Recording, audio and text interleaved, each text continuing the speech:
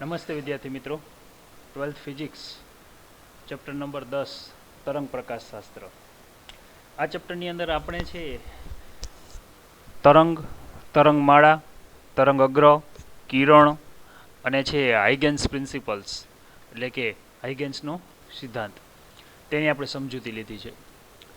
અહીંયા આપણે છે તરંગની ગતિનું વર્ણન તરંગ અગ્રની ગતિ દ્વારા છે આપણે કરી શકીએ છીએ, બરાબર? એવું હાઇગેન્સના સિદ્ધાંત અનુસાર આપણને ખ્યાલ આવે છે. તરંગ અગ્ર છે એના જુદા જુદા પ્રકાર લઈએ તો ગોળાકાર, સમતલ અને નળાકાર છે, જેની સમજૂતી આપણે વિગતે લીધેલી છે. હાઇગેન્સનો સિદ્ધાંત એવું કહે છે કે તરંગ અગ્ર પરનો દરેક કણ કે બિંદુ સ્વયં સ્વતંત્ર એવા ગૌણ ઉદ્ગમ તરીકે વર્તે છે અને પોતાનામાંથી ગૌણ ગોળાકાર તરંગોનું ઉત્સર્જન કરે છે. જો તેમને સૂક્ષ્મ સમયના અંતે સ્પર્શતું પૃષ્ઠ દોરવામાં આવે તો નવા તરંગ અગ્રનો ખ્યાલ અને સ્વરૂપ આપે છે. એટલે આપણે આની ચર્ચા કીધી. ગોળાકાર હોય કે સમતલ હોય, ગૌણ ગોળાકાર તરંગો જ ઉત્પન્ન કરશે અને આ રીતે ક્રમશઃ આગળ વધશે. સિદ્ધાંત લીધો.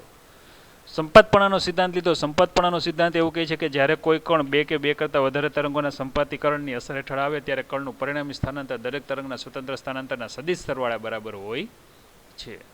અને જે એમાં ભૌતિક અસર ઉત્પન્ન થાય એને જે વ્યતિકરણ કહેવાય. જો એમાં શૃંગ પર શૃંગ સંપાત થાય તો સહાયક અને શૃંગ પર ગઢ સંપાત થાય તો એને વિનાશક વ્યતિકરણ કહે છે. આ બધું કમ્પ્લીટ છે, બધું યાદ રાખવાનું છે, તૈયાર કરવાનું છે. ત્યાર પછી છે આપણે શાંત પાણીમાં રચાતા તરંગો માટે સુપરપોઝિશન પ્રિન્સિપલ મીન્સ કે સંપાતપણાનો સિદ્ધાંત. બે સમાન કળા ધરાવતા તરંગો હોય તો ક્યારે છે તરંગોની તીવ્રતા મહત્તમ થાય ને ક્યારે ન્યૂનતમ થાય એ આપણે અત્યારે સમજવાની છે.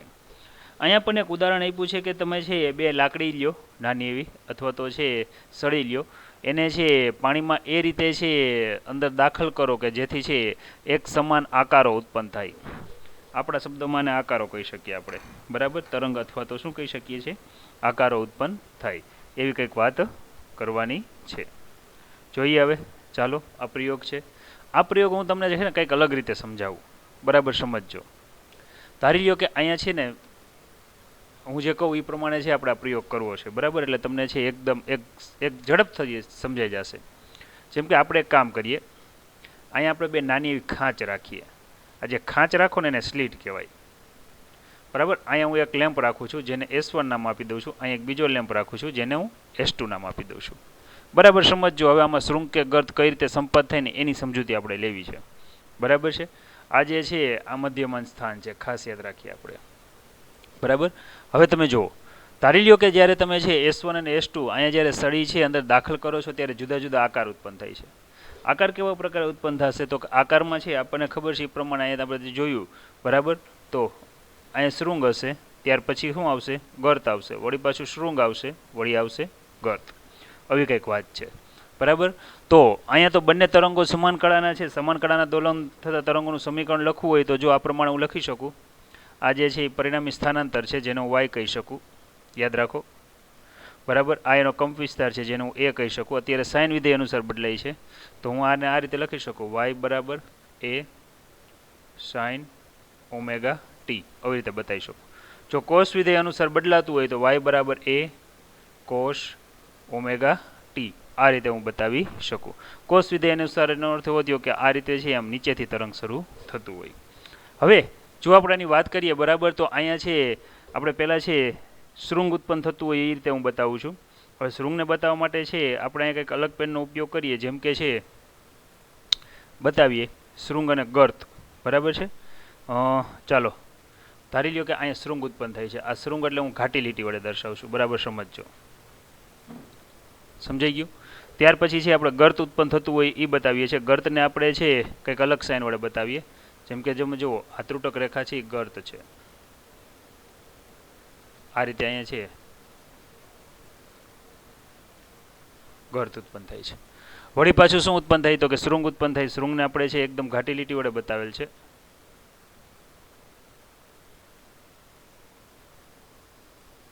જો આ રીતે સેમ કન્ડિશન, બરાબર? આ આકૃતિ હું આગળ પણ દોરીશ. વળી પાછું ગર્ત ઉત્પન્ન થતું હોય, બરાબર છે? હવે ગર્ત ઉત્પન્ન થતું હોય મારે એને બતાવવું છે તો કઈ રીતે બતાવવું?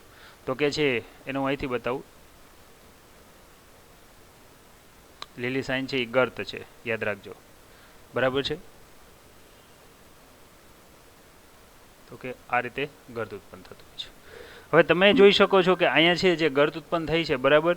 હવે ક્રમશઃ આ રીતે છે શૃંગ અને ગર્ત છે ક્રમશઃ છે ઉત્પન્ન થતા જશે. હવે તમને અહીંયા એવું સમજાયું છે કે જ્યારે શૃંગ પર શૃંગ સંપાત થાય, જો આ શૃંગ છે બીજાનું પણ શૃંગ સંપાત થાય ત્યારે પરિણામી તીવ્રતા હંમેશા વધે છે. વધે છે એટલે બેના સદિશ સરવાળા જેટલી છે. જેમ કે આ 2 અને આ 2 હોય તો ટોટલ કેટલી થઈ જાય? 4. એ જ રીતે જો અહીંયા છે ગર્ત લવ અને અહીંયા પણ જો ગર્ત સંપાત થતું હોય તો પરિણામી તીવ્રતા છે ને શૂન્ય થઈ જાય. કારણ કે ગર્ત પર ગર્ત સંપાત થતું હોય તો પરિણામી તીવ્રતા બેનો સરવાળો થઈને આ રીતે મહત્તમ સંપાત થઈ જાય છે. જેમ કે આ 2 સેન્ટીમીટર અધો દિશામાં, 2 સેન્ટીમીટર અધો દિશામાં, તો કેટલી થઈ ગઈ? 4. પરંતુ તમને ખબર છે કે જો અહીંયા છે શૃંગ હોય અને બીજા તરંગનું ન્યા જ ગર્ત હોય, ધારી લો આ 2 સેન્ટીમીટર છે, 2 તો એકબીજાની અસર નાબૂદ કરે તો પરિણામી તીવ્રતા જો હું અહીંયા લઈશ તો મને શૂન્ય મળશે. તો અહીંયા કંઈક એવું જ છે, બંને તરંગોના કંપ વિસ્તાર સરખા છે. તો જ્યાં શૃંગ પર શૃંગ કે ગર્ત પર ગર્ત સંપાત થતું હશે ને પરિણામી તીવ્રતા મહત્તમ હશે. તમે જુઓ ક્યાં મહત્તમ છે, જો અહીંયા તમે જોઈ શકો છો અહીંયા 2 જગ્યાએ છે, આના ઉપર ગર્ત પર ગર્ત છે, ત્રુટક રેખાને આપણે ગર્ત વડે દર્શાવ્યું છે. અહીંયા શૃંગ પર શૃંગ છે, અહીંયા ગર્ત પર ગર્ત છે બરાબર. આ જે લીટા દર્શાવું છું તો આ વસ્તુ એ બતાવે છે કે અહીંયા તીવ્રતા વધુ હશે અથવા પરિણામી તરંગનું સ્થાનાંતર જેમ તમને અહીંયા બતાવ્યું એ પ્રમાણે સૌથી કેવું હશે? વધુ હશે. તો ટૂંકમાં અહીંયા છે બંને તરંગ લઉં તો બંને તરંગને જો હું એક તરંગનું સમીકરણ y1 અને બીજાને y2 વડે દર્શાવું તો અહીંયા બંનેનો સરવાળો થતો હશે. એટલે કે y બરાબર મારે શું લખવાનું રહ્યું? y1 plus y2. Same condition જો હું અહીંયા બતાવું બરાબર તો કે છે તમે હવે આ તરંગ જોઈ શકો છો. અહીંયા આપણે છે બતાવીએ બરાબર. જેમ કે તમે જુઓ અહીંયા શૃંગ પર ગર્ત છે તો એકબીજાની અસર નાબૂદ થઈ છે. અહીંયા શૃંગ પર ગર્ત છે તો એકબીજાની અસર નાબૂદ થઈ છે. તો આ વિસ્તાર એવો હશે કે ત્યાં મારે છે પરિણામી તરંગ લેશું તો મારે અહીંયા y1 માઇનસ y2 કરવું પડે. શું કરવું પડે? y1 minus y2. શા માટે? કારણ કે એકનું શૃંગ છે, એક તરંગનું શૃંગ છે, જેમ કે આ y1 તરંગ છે, આ y2 છે, તો બે વિરુદ્ધ દિશામાં હોય તો બાદબાકી, આ y1 અને આ y2 એક જ દિશામાં હોય તો બેનો શું થાય? સરવાળો. સેમ કન્ડિશન તમે જોઈ શકો છો. જો આ શૃંગ અને ગર્ત એકબીજા ઉપર સંપાત થાય છે, અહીંયા શૃંગ અને ગર્ત એકબીજા ઉપર સંપાત થાય તો આ વિસ્તાર એવો હશે કે મારે અહીંયા છે y બરાબર લખવું પડશે y1 માઇનસ શું લખવું પડશે? y2. વળી તમે એમ કહો સાહેબ તો પ્લસ ક્યાં આવે? તો વાળો પાછું આપણે વિચારીએ પ્લસ ક્યાં આવે બરાબર. જેમ કે તમે આ જુઓ આ વિસ્તાર શૃંગ પર શૃંગ સંપાત થાય છે, એ જ રીતે અહીંયા પણ જુઓ ગર્ત પર ગર્ત સંપાત થાય છે. તો આ વિસ્તાર એવો હશે જ્યાં પરિણામી તીવ્રતા વધુ હશે તો ત્યાં વળી પાછો બેનો શું થાય? સરવાળો. આ બધી આકૃતિ વિદ્યાર્થીઓ તમે છે સ્ક્રીનશોટ લેતા જજો. ચોપડીમાં નથી આપેલી પણ ઘરે જઈને છે, ઘરે જ છો આમ તો બરાબર, વ્યવસ્થિત દોરીને સમજજો. આ તો ફિઝિક્સ સમજાશે બરાબર, નહીતર જય સિયારામ. તો છે y1 પ્લસ y2. તો હવે હું જો અહીંયા થોડુંક બોર્ડ ક્લીન કરું બરાબર તો તમને આખો આઈડિયા આવી જશે કે જ્યાં શૃંગ પર શૃંગ સંપાત થાય છે ત્યાં પરિણામી તીવ્રતા છે એ વધુ છે. જ્યાં શૃંગ પર ગર્ત સંપાત થાય છે ત્યાં પરિણામી તીવ્રતા ઘટીને લગભગ શૂન્ય થઈ જશે. તમે જોઈ શકો છો કે ક્યાં આપણે y1 પ્લસ y2 દર્શાવ્યું છે ને ક્યાં y1 માઇનસ y2 દર્શાવ્યું છે. આ પોઈન્ટ એવો છે પરિણામી તીવ્રતા વધુ, આ પોઈન્ટ એવો છે પરિણામી તીવ્રતા વધુ, આ પોઈન્ટ એવો છે પરિણામી તીવ્રતા વધુ. જ્યારે એની ઇન્વર્સ લઈએ બરાબર તો અહીંયા તમે જોઈ શકો છો અહીંયા બંનેની બાદબાકી થાય છે. હવે વિચારો કે અહીંયા છે આપણને એમ કીધું છે કે S1 માંથી જે કણ નીકળે છે, તરંગ નીકળે છે, S2 માંથી નીકળે છે, બંને સમાન કળામાં દોલન કરે છે અને બંને ક્યાં ભેગા થાય છે? P બિંદુએ. તો P બિંદુએ બંને તરંગ જમા થાય બરાબર તો ત્યાં મારા બંને તરંગોનો શું કરવો પડશે? સદિશ સરવાળો કરવો પડે. ચાલો હવે આપણે છે તમને પ્રયોગ સમજાઈ ગયો છે એટલે મેથેમેટિકલ લઈ લઈએ. એક બીજું તમને એ પણ સમજાવી દઉં કે જ્યાં શૃંગ પર શૃંગ કે ગત પર ગર્ત સંપાત થાય ત્યાં હંમેશા પરિણામી કંપ વિસ્તાર વધે. જો આ રીતે, એટલે આને આપણે છે એન્ટી નોડ્સ કહીએ છીએ. એટલે આ કેપિટલ A થશે, ખાસ યાદ રાખજો. આપણે તરંગ ચેપ્ટરમાં ભણાવ્યું છે. જ્યાં એકબીજાની અસર નાબૂદ થતી હોય બરાબર છે તો ત્યાં છે હંમેશા નોડ્સ રચાય. તમને ખબર છે નોડ્સ એટલે નિસ્પંદ બિંદુ, એન્ટી નોડ્સ એટલે પ્રસ્પંદ બિંદુ બરાબર. આ બધું આપણા 11મા ધોરણમાં છે, તમને વિગતે સમજાવેલું છે.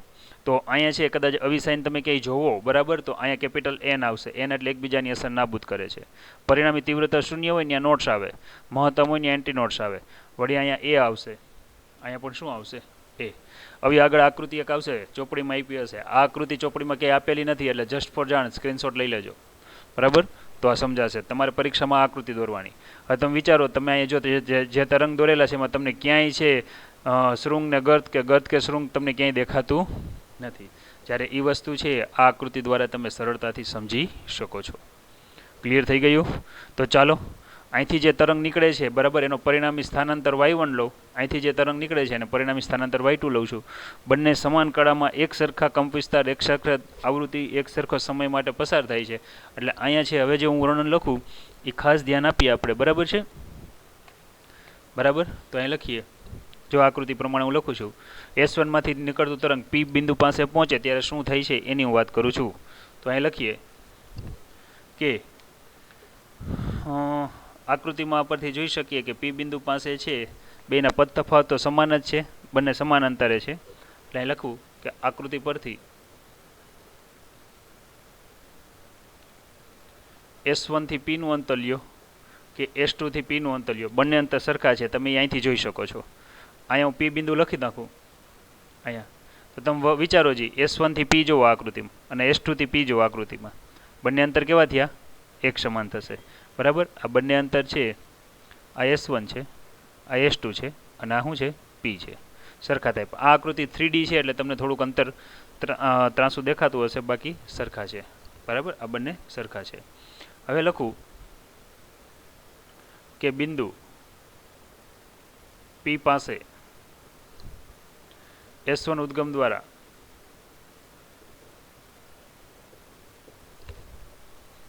મળતું સ્થાનાંતર. હવે S1 ઉદ્ગમ દ્વારા જે સ્થાનાંતર મળે, આ સ્થાનાંતરને મેં તમને કીધું એ પ્રમાણે y1 દર્શાવું. એ એનો કંપ વિસ્તાર હોય, કોસ વિધેય અનુસાર બદલાતું હોય, ઓમેગા જેટલી કોણીય આવૃત્તિ t સમય માટે, તો આ રીતે હું આપી શકું. આને કહી દઉં સમીકરણ નંબર 1. સેમ કન્ડિશન આપણે હવે લઈએ કે બિંદુ P પાસે S2 ઉદ્ગમ દ્વારા મળતું સ્થાનાંતર, જેનો y2 કહું. યાદ રાખો બંનેનો વેગ સમાન છે, કંપ વિસ્તાર સમાન છે, વિધેય સમાન છે, તો બંને બધી રીતે સમાન થયા. આને કહી દઉં સમીકરણ નંબર 2. હવે સંપાતપણાના સિદ્ધાંત અનુસાર જો હું P બિંદુ પાસે છે પરિણામી સ્થાનાંતર લઉં, અહીં લખું સંપાતપણાના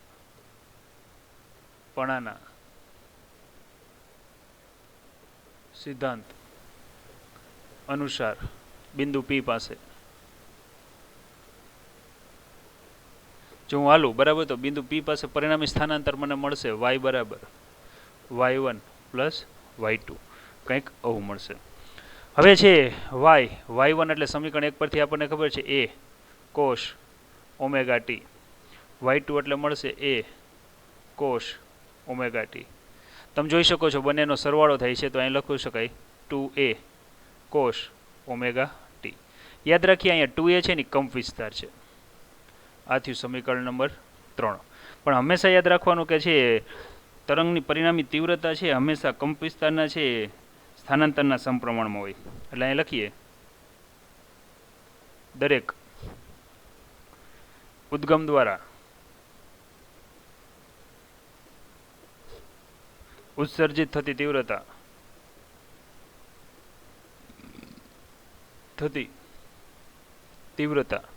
એટલે કે I0 તેના કંપ વિસ્તારના સ્થાનાંતરના સમપ્રમાણમાં હોય છે. આજે હું શબ્દ બોલું છું, આ બધા એ વાક્ય યાદ રાખવાના. કંપ વિસ્તારના સ્થાનાંતરના સમપ્રમાણમાં હોય છે. એનો અર્થ એવો થયો કે દરેક તરંગનો કંપ વિસ્તાર તમે જોઈ શકો છો શું છે. તો જો આ તીવ્રતાને મેં I0 વડે દર્શાવ્યું છે, તો હું અહીં લખી શકું I0 ચલે છે, અહીંયા આવશે a અને અહીંયા શું આવશે? સ્ક્વેર આવશે. પણ આ સમીકરણ 3માં જો સમીકરણ 3માં તમને કંપ વિસ્તાર શું મળે છે, આને હું સમીકરણ નંબર 4 કહી દઉં. તો અહીં હું લખું સમીકરણ 4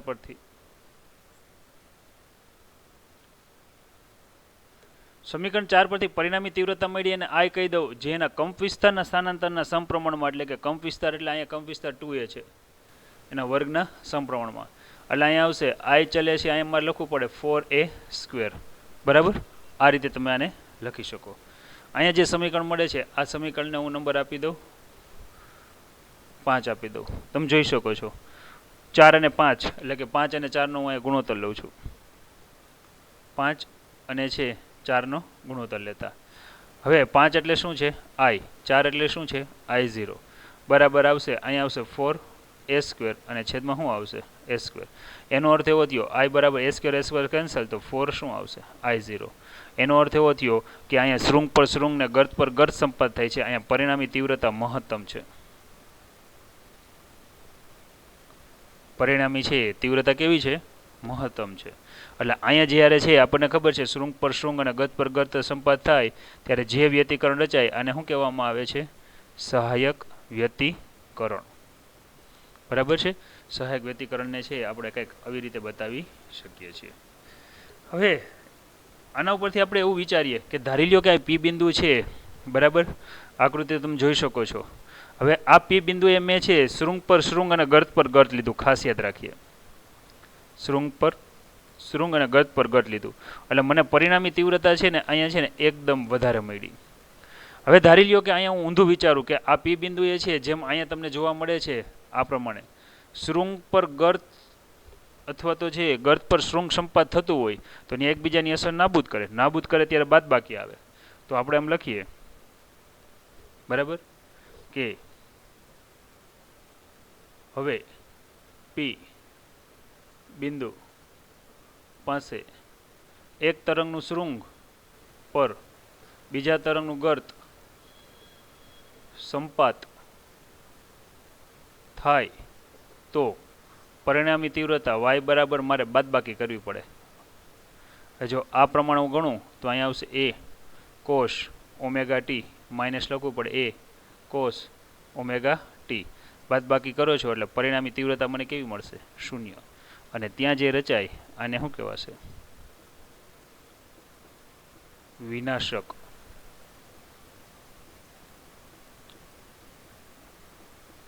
વ્યતિકરણ છે રચાય તેમ કહેવાય. તો વિદ્યાર્થી મિત્રો અહીંયા છે પરિણામી તીવ્રતા 0 મળશે. મેં જે પ્રયોગ કર્યો છે આવડો આ જોઈ શકો છો તમે. આ જ પ્રયોગને જો આ લોકોએ બતાવવા ટ્રાય કરી છે. કેમાં તો કે આમાં. તો આમાં તમને શું કંઈ દેખાય છે? હવે તમને ખ્યાલ આવી ગયો છે આ શું છે એન્ટી નોટ્સ. અહીં તીવ્રતા વધુ છે અહીં તીવ્રતા 0 છે નોટ્સ એટલે વળી પાછું વધશે વળી પાછું ઘટશે.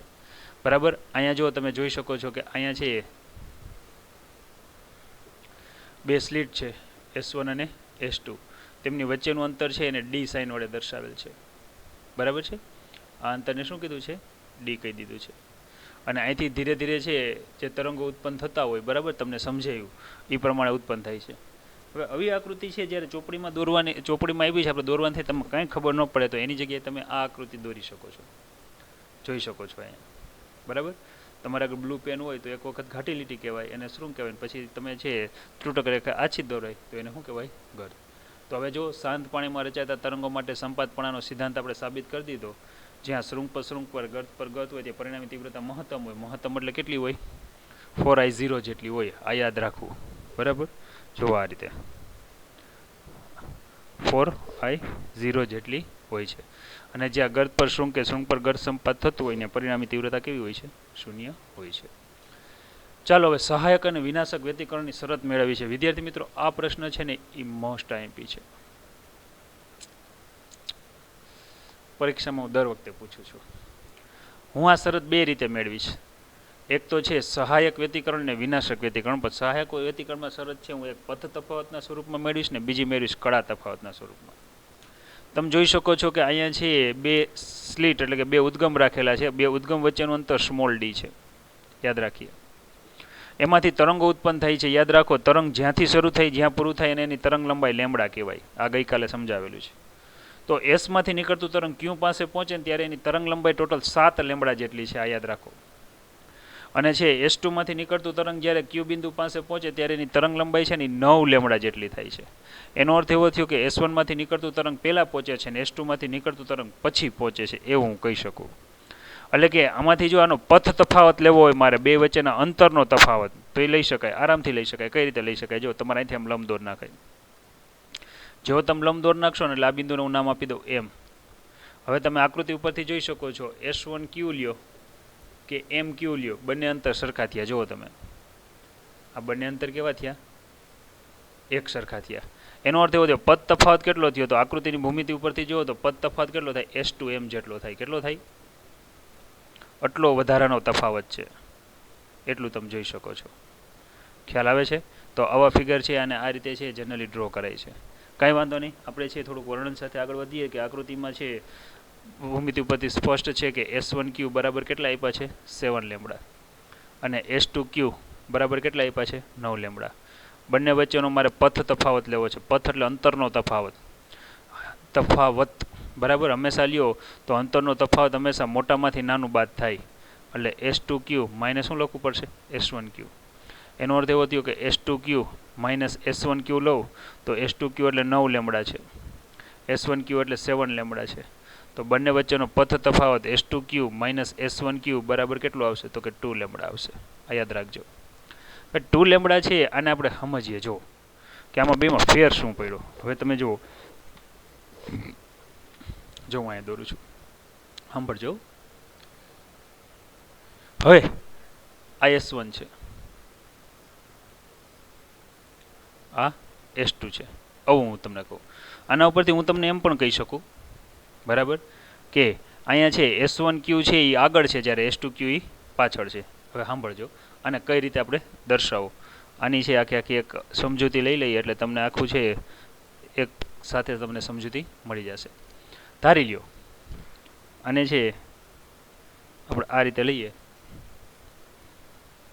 કે કોઈ એક તરંગ છે, આમાંથી છે કિરણ નીકળે છે એટલે આ લેમ્બડા જેટલો તફાવત, આ ફરી પાછો લેમ્બડા, એટલે આમ ગણો આ બિંદુ પાસે તો આ બંને વચ્ચેનો પદ તફાવત અહીં 2 લેમ્બડા જેટલો થયો.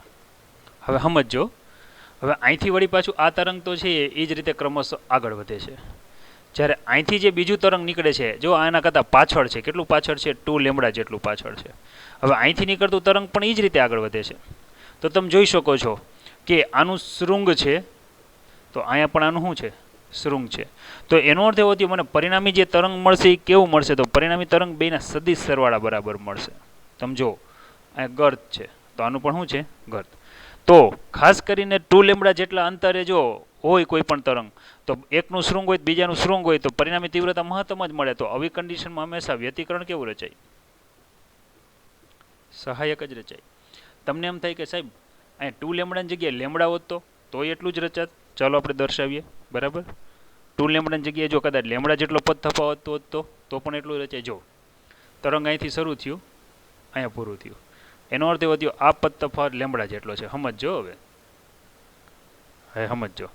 ધારી લો કે અહીંથી આ તરંગ છે બરાબર. હવે અહીંથી શરૂઆત થઈ છે તો આનું શૃંગ છે, આનું પણ શું છે શૃંગ છે. અહીંયા ગર્ત છે તો આનું પણ ગર્ત છે. તો મને અહીંયા જે પરિણામી તીવ્રતા મળત એ હંમેશા કેવી મળત હંમેશા પરિણામી તીવ્રતા મળત બરાબર. એ અહીંથી કેવી મળત મહત્તમ જ મળવાની છે. એટલે બેયના સદિશ સરવાળા બરાબર જ મળવાની છે. તો ખાસ યાદ રાખીએ કે જો અહીંયા છે હું આખું આનું સૂત્ર બનાવીશ, લેમ્બડા જેટલું અંતર હોય, 2 લેમ્બડા જેટલું અંતર હોય, 3 લેમ્બડા જેટલું અંતર હોય, 4 લેમ્બડા જેટલું હોય, 5 લેમ્બડા જેટલું હોય કે અપ ટુ n લેમ્બડા જેટલું અંતર હોય. દરેક અંતરે છે જ્યારે તરંગો નીકળશે ત્યારે એકનું શૃંગ હોય તો બીજાનું શૃંગ હોય, ને ગર્ત હોય તો ગર્ત હોય. એટલે હંમેશા પરિણામી તીવ્રતા મેક્સિમમ જ હોય. મેક્સિમમ એટલે કેટલી હોય છે મહત્તમ હોય છે. હવે તમને આ જે સૂત્ર મળ્યું પથ તફાવતનું મળ્યું. હવે તમને એમ થાય સાહેબ કળા તફાવત એટલે શું થાય તો આપણે એ પણ તમને સમજાવી દઈએ. તમને ખબર છે આ 0 છે, આ 90 એંગલ છે, આ 180 છે, આ 270 છે અને આ શું છે 360. 360 ને આપણે 2π કહીએ છીએ. એનો અર્થ એવો થયો કે 1 લેમ્બડા જેટલું અંતર હોય ને ત્યારે કળા તફાવત 2π જેટલો હોય. તો જો હવે આને હું બતાવું બરાબર. તો આને હું કંઈક આ રીતે બતાવી શકું કે લેમ્બડા જેટલું અંતર ત્યારે કળા તફાવત કેટલો 2π જેટલો. તો હવે અહીંયા આપણે જે ડિસ્ટન્સ મળ્યું છે એ કેટલું મળ્યું છે 2 લેમ્બડા. તો હું અહીંયા એમ કહી શકું કે 2 લેમ્બડા જેટલું અંતર ત્યારે કળા તફાવત કેટલો. આ કેટલાને હું સૂત્રનો કરતા બનાવું ક્રોસ ગુણાકાર થાય તો અહીંયા આવશે 2 લેમ્બડા ઇન્ટુ 2π અને છેદમાં શું આવશે લેમ્બડા. Lambda cancel. તો હું જે કળા તફાવત ગણતો હતો એ મને કેટલો મળ્યો 4π મળ્યો કે નહીં. તો આના ઉપરથી હું શુદ્ધ ગુજરાતીમાં એવું લખી શકું કે 2π જેટલા પદ તફાવત 2 લેમ્બડા જેટલા પદ તફાવત માટે કળા તફાવત 4π થાય, બરાબર.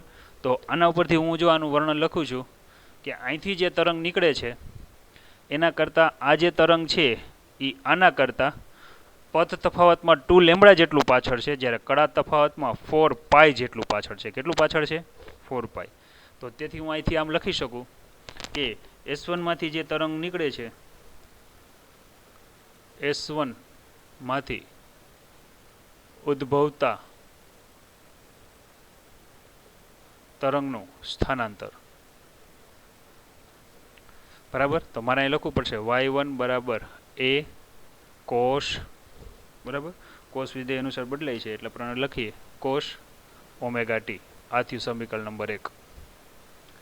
એટલો જ કંપ વિસ્તાર, એટલી જ કોણીય ઝડપ, એ જ વિધેય બરાબર પ્રમાણે છે આપણે અહીં લખીએ S2 માંથી ઉદ્ભવતા તરંગનું બિંદુ, જે બિંદુ આપણે બતાવ્યું છે બિંદુ Q પાસે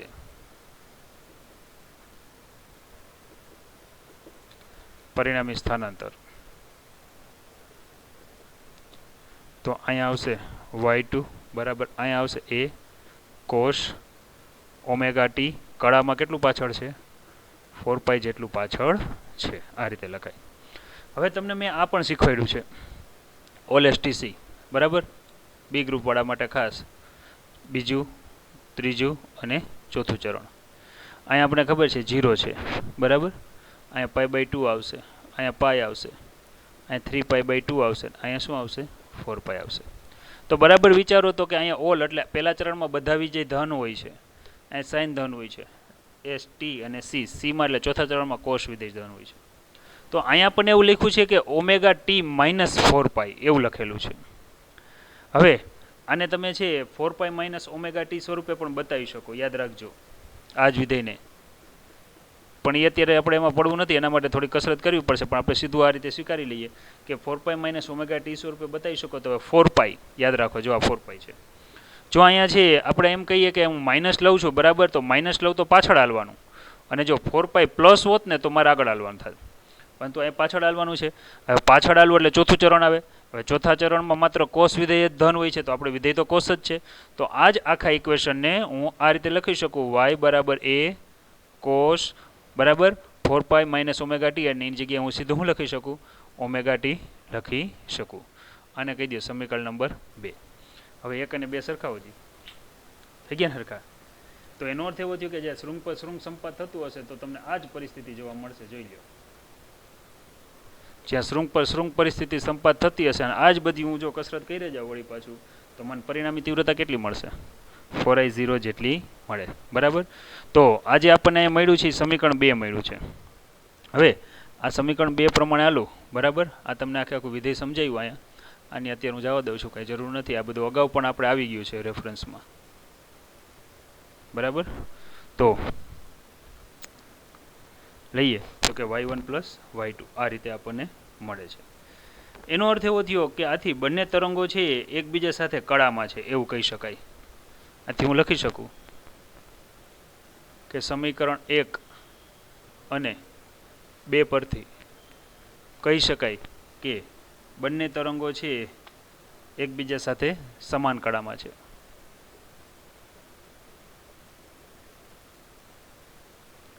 એક બીજા સાથે સમાન કળામાં છે. એનો અર્થ એવો થયો કે અહીંયા છે આ બિંદુએ જ્યારે છે શૃંગ પર શૃંગ સંપાત થતું હશે, ધારી લ્યો કે શૃંગ હોય ત્યારે બીજાનું શૃંગ જ હોય એટલે પરિણામી તીવ્રતા મહત્તમ મળે. ધારી લ્યો કે ગર્ત હોય તો બીજાનું ગર્ત હોય ત્યારે પરિણામી તીવ્રતા હંમેશા કેવી મળશે? મહત્તમ જ મળશે. તો આ સ્થિતિમાં આપણે એમ લખી શકીએ તો કે y બરાબર છે, આપણે લખીએ y1 + y2 પ્રમાણે ચાલીએ, બરાબર. તો હમણાં જ મેં સાદરૂપ આપ્યું, તો પરિણામી તીવ્રતા છે એ કેટલી હશે? મહત્તમ, એટલે 4I0 જેટલી હશે. અહીંયા છે તીવ્રતા મહત્તમ હશે, અને તેથી કહી શકાય કે ત્યાં કયું વ્યતિકરણ રચાય છે? સહાયક વ્યતિકરણ રચાય છે, બરાબર. આ રીતે આપણે આને બતાવી શકીએ. તો હવે આની શરત શું થાય સમજો, બરાબર. શરત હું તમને આ રીતે સમજાવી શકું. પહેલાં લઉં પથ તફાવતના સ્વરૂપમાં. પથ તફાવતના સ્વરૂપમાં એની શરત આ છે, S2Q માઇનસ S1Q બરાબર હું અહીંયા n લેમડા કરી નાખું, જ્યાં n બરાબર 0 કહી શકો, 1 2 3 અપ ટુ n સુધી. ધારી લ્યો કે તમે n બરાબર 0 મૂકો છો તો 0 થઈ ગયું. એનો અર્થ એવો થયો કે બંને તરંગ એક સાથે શરૂ થઈ છે. બંને તરંગ કેવા થઈ છે? એક સાથે શરૂ થઈ છે. આ કેના માટે? તો કે n બરાબર 0 માટે, બરાબર. પદ તફાવત શૂન્ય છે. ધારી લ્યો કે ત્યાં તમે n બરાબર 1 મૂકો છો, બરાબર. 1 મૂકો છો એનો અર્થ એવો થયો કે બંને તરંગ વચ્ચે છે કળા તફાવત છે લેમડા જેટલો છે. એટલે હવે જ્યારે છે અહીંથી ગતિ થશે ત્યારે બંને તરંગો છે એ સમાન કળામાં હશે. તમે જોઈ શકો છો આ જે છે એ કેટલો છે? લેમડા જેટલો અંતર છે. ધારી લ્યો કે ત્યાં તમે 2 લેમડા મૂકો છો, બરાબર છે. 2 લેમડાનો અર્થ એવો થયો કે એક તરંગ પૂરું થયું, બીજું તરંગ પૂરું થયું અને આ ત્રીજું અહીંથી ચાલુ થાય છે. ત્યારે અહીંથી પણ છે આ જ તરંગ અહીંથી ચાલુ થાય, શૃંગ પર શૃંગ છે. આ જે પદ તફાવત છે એ કેટલો થયો? 2 લેમડા જેટલો. તો પથ તફાવતના સ્વરૂપમાં શરત કંઈક આપણને આવી મળી, બરાબર. આ લેમડા જેટલા અંતર માટે છે, આ 2 લેમડા જેટલા માટે અંતર માટે છે. તો આના ઉપરથી હું શરત લખી શકું, એટલે કે જો કોઈ બિંદુ પાસે સંપાત થતા બે તરંગો વચ્ચેનો પથ તફાવત n લેમડા હોય, જ્યાં n બરાબર 0 1 2 3 4 અપ ટુ n સુધી હોય, તો હંમેશા ત્યાં શૃંગ પર શૃંગ કે ગર્ત પર ગર્ત સંપાત થાય છે અને પરિણામી તીવ્રતા મહત્તમ મળે છે. મહત્તમ એટલે કેટલી? તમને સાબિત કરીને આપ્યું છે, 4I0 જેટલી મળે છે. આ જ વસ્તુને જો હું કળા તફાવતના સ્વરૂપમાં લખું, બરાબર, તો મારે છે કળા તફાવતના સ્વરૂપમાં આને કંઈક આ રીતે લખાશે, યાદ રાખીએ. કળા તફાવત બરાબર છે આ શરતને હું છે કાંઈ એક કામ કરું, અહીં લખી નાખું 2n પાઈ વડે લખી નાખું, જ્યાં n બરાબર 0 1 2 3 4 5. હવે જો n બરાબર 0 મૂકો એટલે ટોટલ 0 થઈ ગયું. તો અહીં કળા તફાવત જો બંને 0 થી શરૂ થાય છે, તો પણ શૃંગ પર શૃંગ અને ગર્ત પર ગર્ત. ધારી લ્યો કે ત્યાં n બરાબર 1 મૂકો, અહીંયા જો n બરાબર 1 મૂકો તો કળા તફાવત 2 પાઈ જેટલો હોય. તમે જોઈ શકો છો કે અહીંથી આ જે વચ્ચેનો કળા તફાવત લઉં તો કે આ કેટલો થયો? 2 પાઈ. એનો થયો 2 પાઈ જેટલા અંતરે છે બંને તરંગો વચ્ચે તમે જુઓ તો શૃંગ પર શૃંગ અને ગર્ત પર ગર્ત છે. એટલે પરિણામી તીવ્રતા હંમેશા કેવી મળશે? મહત્તમ. ધારી લ્યો કે તમે n બરાબર 2 મૂકો છો એટલે 4 પાઈ થાય. જો 4 પાઈ લ્યો તો તમે જોઈ શકો છો આ 2 પાઈ ના બીજું 2 પાઈ, એટલે આ જે ડિસ્ટન્સ થયું કેટલું થયું? 4 પાઈ. તો 4 પાઈ જેટલા અંતરે પણ શૃંગ પર શૃંગ અને ગર્ત પર ગર્ત. તો કળા તફાવતના સ્વરૂપમાં શરત આ રીતે મેળવાય કે સંપાતીકરણ અનુભવતા બે તરંગો વચ્ચેનો કળા તફાવત 2n પાઈ હોય, જ્યાં n બરાબર 0 1 2 3 4 5 હોય, તો ત્યાં હંમેશા પરિણામી તીવ્રતા મહત્તમ મળે છે. એટલે કે શૃંગ પર શૃંગ અને ગર્ત પર ગર્ત સંપાત થાય છે. યાદ રાખો, પરીક્ષામાં માત્ર વ્યાખ્યા પણ પૂછાઈ શકે કે સહાયક વ્યતિકરણની શરત પથ તફાવત અને કળા તફાવતના સ્વરૂપમાં લખો. આ દાખલા માટે મોસ્ટ આઈએમપી છે 2n પાઈ અને n લેમડા તમારે યાદ રાખવાનું છે. ક્લિયર છે? ચાલો વ્યાખ્યા લખી નાખીએ આપણે. જો S2Q માઇનસ S1Q બરાબર n લેમડા, જે n બરાબર 0 1 2 3 4. વ્યાખ્યા જો, સહાયક વ્યતિકરણની શરત પણ કયા સ્વરૂપમાં? પથ તફાવતના સ્વરૂપમાં. જો કોઈ બિંદુ પાસે સંપાત થતા તરંગો વચ્ચેનો પથ તફાવત એટલે કે S2Q માઇનસ S1Q બરાબર n લેમડા હોય, n બરાબર 0 1 2 3 4 અપ ટુ n હોય, તો ત્યાં બિંદુએ હંમેશા શૃંગ પર શૃંગ અને ગર્ત પર ગર્ત સંપાત થવાથી પરિણામી તીવ્રતા મહત્તમ એટલે 4I0 રચાય છે અને ત્યાં સહાયક વ્યતિકરણ રચાય છે તેમ કહેવાય છે. ખ્યાલ આવી ગયો? હવે આ જ શરત મારે લખવી છે શેમાં? કળા તફાવત. જો કોઈ બિંદુ પાસે સંપાત થતા તરંગો વચ્ચેનો કળા તફાવત 2n પાઈ હોય, જ્યાં n બરાબર 0 1 2 3 4 અપ ટુ n હોય, તો ત્યાં હંમેશા શૃંગ પર શૃંગ અને ગત પર ગત રચાય છે. એટલે પરિણામી તીવ્રતા મહત્તમ મળે છે. મહત્તમ એટલે કેટલી? 4I0. તો તે બિંદુ પાસે હંમેશા સહાયક વ્યતિકરણ રચાય છે. વિદ્યાર્થી મિત્રો, પ્રશ્ન 4 માર્કનો છે. શું કામ? જો શું લખ્યું છે? સહાયક વ્યતિકરણની શરત. હજી મેં તમને સહાયક વ્યતિકરણની શરત જ સમજાવી છે. હવે કઈ સમજાવવાની છે? વિનાશક. આ જ વસ્તુ હું લઈને આવે છે વિનાશક વ્યતિકરણ માટે હાલું છું, બરાબર. તો જોઈએ શું આવશે.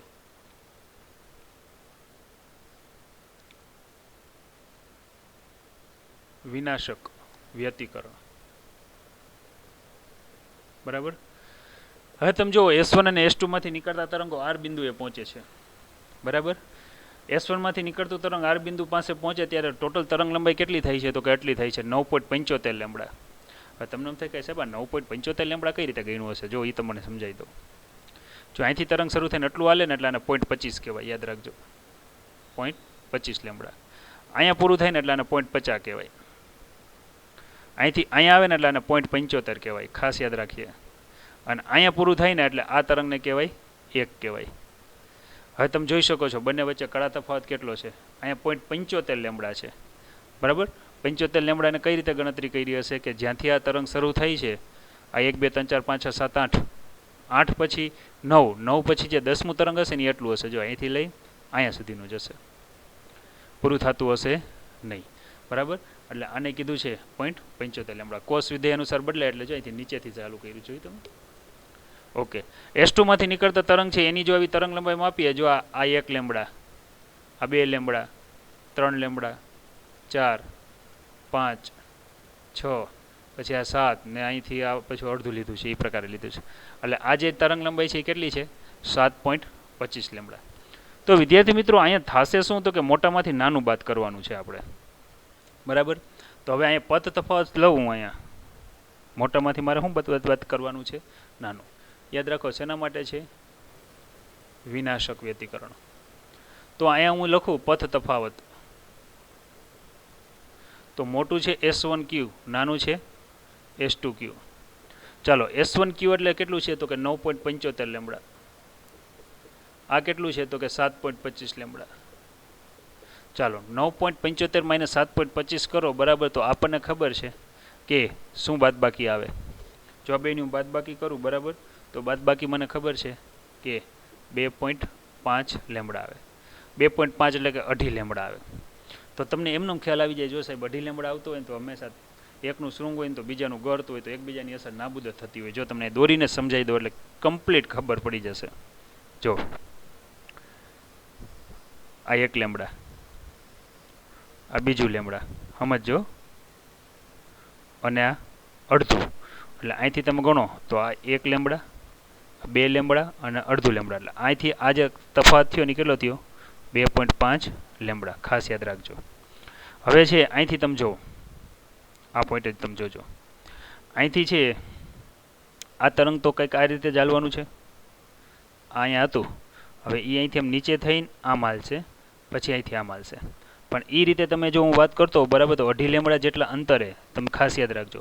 અહીંથી બીજું જે તરંગ શરૂ થશે એ કંઈક આ રીતે હશે. જો તમે જો, એકનું ગર્ત છે, બીજાનું શું છે? શૃંગ છે. વળિયાનું શૃંગ આવે તો આનું શું આવે? ગર્ત આવે. તો એકબીજાની અસર શું કરતી હશે? નાબૂદ. એનો અર્થ એવો થયો કે અપૂર્ણાંક આવે છે 2.5 લેમ્બડા જેવો, બરાબર.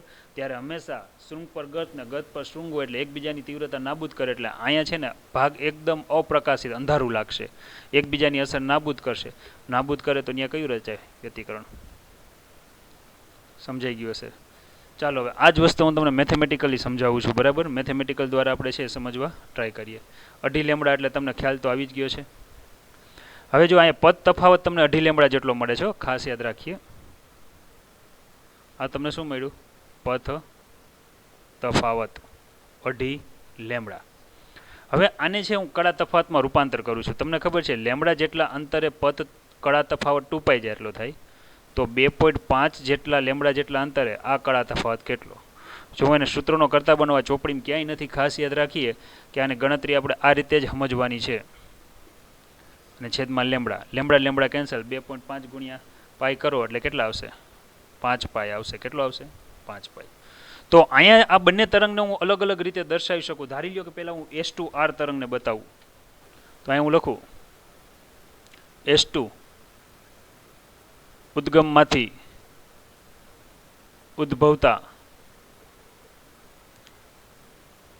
તરંગનું R બિંદુ પાસે સ્થાનાંતર, બરાબર.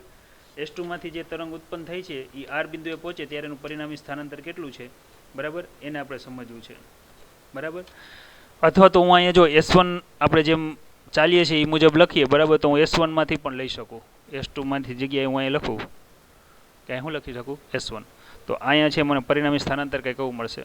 Y1 બરાબર A cos ઓમેગા ટી. આ થયું સમીકરણ નંબર 1. હવે અહીંયા લખું કે S2 માંથી ઉદ્ભવતા તરંગનું બિંદુ R પાસે પરિણામી સ્થાનાંતર. જો પરિણામી સ્થાનાંતર લો બરાબર તો મારે અહીં લખવું પડશે y2 બરાબર શું લખવું પડશે a cos ઓમેગા ટી. હવે સમજો આને ખાસ, S2 માંથી પહેલા તરંગ પહોંચે કે S1 માંથી? તમે કહો સાહેબ S1 માંથી અંતર ઓછું છે એટલે એ જ પહેલાં પહોંચે, આ પછી પહોંચશે. એનો અર્થ એવો થયો કે છે S1 માંથી તરંગ પહેલું પહોંચે છે તો બંને કળામાં કેટલું આગળ થશે? તો કળામાં 5 પાઈ જેટલું આગળ થશે. તો મારે અહીં લખવું પડશે +5 પાઈ, કારણ કે આ તરંગ છે ઓના કરતાં કળામાં આગળ છે 5 પાઈ. અથવા તો જો મેં અહીંયા એવું લખેલું હોત કે S2 માંથી નીકળતું તરંગ છે એનું હું જો સમીકરણ આ લઉં a cos ઓમેગા ટી, તો y1 માંથી નીકળતા તરંગનું મારે સમીકરણ આવું લેવું પડે a cos ઓમેગા ટી -5 પાઈ લખવું પડત.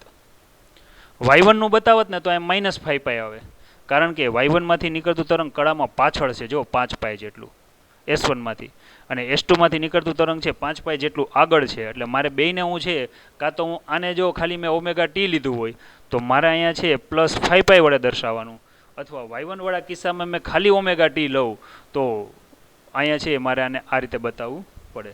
પણ હું અત્યારે ટેક્સ્ટબુક મુજબ આલું છું, કારણ કે તમારું પાકું ટેક્સ્ટબુકમાંથી કરવાનું છે. તો છે આને હું અત્યારે ધ્યાનમાં નથી લેતો, બરાબર, ટેક્સ્ટબુક મુજબ ચાલું છું. હવે આ રીતે આપણને બે સમીકરણો મળ્યા. હવે તમને છે થોડુંક પડી પાછું મારે અહીંયા છે OLSTC કરાવવું પડશે. જો હમણાં જ આપણે સમજૂતી લીધી એ પ્રમાણે જુઓ, આ 0 છે, π/2 છે, પાઈ છે, 3π/2 છે, અને અહીંયા આવશે 2π આવશે, બરાબર. ક્રમશઃ આ રીતે આગળ આવતા જાવ તો હું જો માત્ર એક્સયામની હું વાત કરતો હોઉં, બરાબર, તો જેમ કે અહીં 0 હતું તો પાઈ આવ્યું, પછી 2π આવ્યું, તો અહીંયા વિદ્યાર્થી મિત્રો 3π આવે, અહીંયા છે 4π આવે, યાદ રાખીએ, અહીંયા 5π આવે. હવે તમે જુઓ તો કે છે આ ઓલ છે, S T અને C. જો હું એમ કહું કે અહીંયા છે 5π પ્લસ ઓમેગા છે, તમે જોઈ શકો છો, એટલે 5π પ્લસ એટલે મારે છે આમ નીચે હાલવાનું, બરાબર.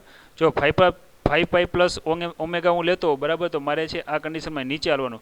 નીચે એટલે ત્રીજા ચરણમાં tan વિધેય ધન હોય, પરંતુ અહીંયા તો આપણે કોસ વિધેય આપ્યું છે, તો કોસ વિધેય આપણે ઋણ મળશે. તો આ સમીકરણ હું આ રીતે પણ લખી શકું, -a cos ઓમેગા ટી. આ રીતે પણ હું આને બતાવી શકું. આ થયું સમીકરણ નંબર 2. હવે છે આપણે છે આકૃતિમાં દર્શાવ્યા પ્રમાણે R બિંદુ પાસે પરિણામી સ્થાનાંતર લઈએ કે સંપાત પણાના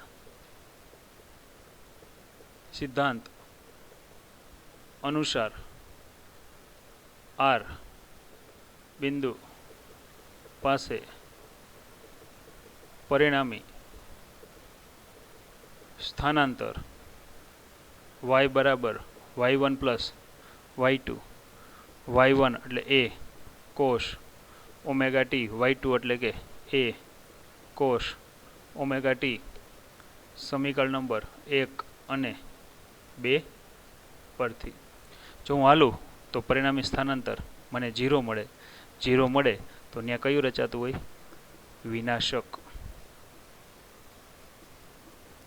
વ્યતિકરણ રચાય. ખ્યાલ આવી ગયો? જોઈ લો સમીકરણ 1 અને 2 જોઈ લો તો હંમેશા કેવું વ્યતિકરણ રચાય? વિનાશક વ્યતિકરણ રચાય. તો આના ઉપરથી આની શરત કેવી મળે છે એની વાત કરું. શરત પેલી કઈ શરત લઉં? પથ તફાવત, બરાબર. પથ તફાવતના સ્વરૂપમાં જો હું આની શરત લઉં, બરાબર, તો મારે આને કઈ રીતે દર્શાવાય? તો કે પથ તફાવતમાં વિનાશક વ્યતિકરણની શરત લઉં તો હું આને કંઈક આ રીતે લખું. પથ તફાવત S2R -S1R. હવે એવું નથી બતાવતો, હું સીધું જ લખી નાખું છું શરત.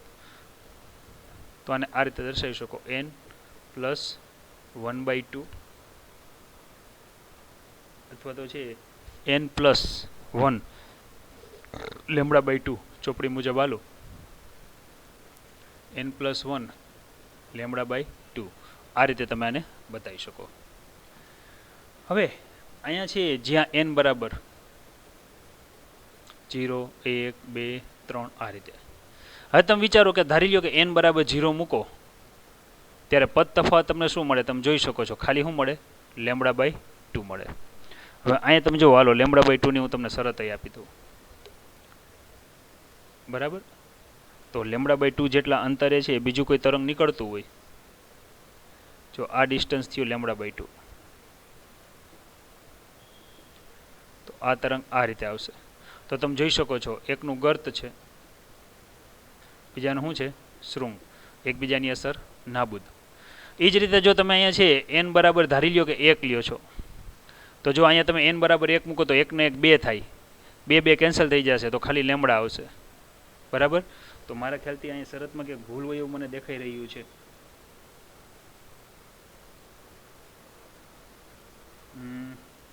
એક જ મિનિટ, હું આને મૂકું 2 મૂકું તો 2 2 4, 4 ને 1 5, જો ત્યાં 1 મૂકું તો અહીંયા મારા ખ્યાલથી 2 આવવા જોઈએ આ શરતમાં. જુઓ તમે 2n+1 λ/2 આવી શરત આવી જોઈએ. ચાલો આપણે બનાવીએ, ચોપડીમાં ભૂલ છે તમારે સુધારવું પડશે. જેમ કે જો n બરાબર આપણે 0 મૂક્યું એટલે 2n 0 થઈ ગયું, તો ખાલી λ/2 આવ્યું. હવે આપણે 3 λ/2 આવવું જોઈએ. જેમ કે જો n બરાબર હું 1 મૂકું તો 2 1 2, 2 ને 1 3, તો અહીં શું આવશે 3 λ/2. 3 λ/2 ને 1.5 લેમડા કહેવાય. શું કહેવાય? 1.5 લેમડા. તો અહીંયા છે, અહીંથી જો હું આગળ વધું, બરાબર, તો જેમ કે આ 1 લેમડા જેટલું અંતર છે, જો અહીંયા બતાવી દઈએ, આ 1 અને આ અડધું, બરાબર. હવે આ જે ડિસ્ટન્સ થયું એ થયું 3 λ/ કેટલું થયું 2. હવે અહીંથી કોઈ તરંગ શરૂ થશે તો આનું ગર્ત હશે, તો આનું શું હશે શૃંગ, એકબીજાની અસર નાબૂદ. એટલે ખાસ યાદ રાખજો અહીંયા 2n+1 આવશે એવું યાદ રાખજો. હવે ધારી લ્યો કે તમે n બરાબર 2 મૂકો છો, 2 મૂકો, 2 2 4, 4 ને 1 5, એટલે કે એનો અર્થ એવો થયો કે જ્યારે બે તરંગો વચ્ચેનો કડા તફાવત λ/2, 3 λ/2, 5 λ/2, 7 λ/2, 9 λ/2, 11 λ/2 હોય ત્યારે હંમેશા એકનું શૃંગ આવે, બીજાનું ગર્ત આવે, તો એકબીજાની અસર નાબૂદ કરે ને પરિણામી તીવ્રતા હંમેશા શૂન્ય હોય છે, જેને પથ તફાવતના સ્વરૂપમાં વિનાશક વ્યતિકરણની શરત કહે છે. હવે આ જ વસ્તુને હું અહીંયા કડા તફાવતના સ્વરૂપમાં લખું.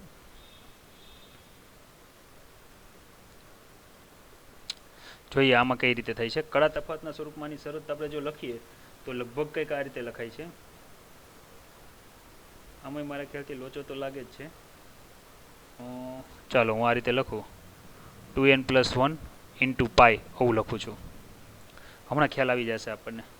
ચાલો n બરાબર આપણે 0 મૂકો, 0 મૂકો એટલે શું આવશે, જ્યારે n બરાબર 0 ત્યારે આપણે છે કડા તફાવત મળે 2 × 0 એટલે 0, 0 + 1 એટલે 1 ઇન્ટુ એટલે અહીં શું આવશે π. તો આ બરાબર છે. ચાલો આ 0 કહેવાય, આ π કહેવાય. π જેટલા અંતરે છે તમે જોઈ શકો છો કે એકનું શૃંગ હોય ને બીજાનું ગર્ત હોય.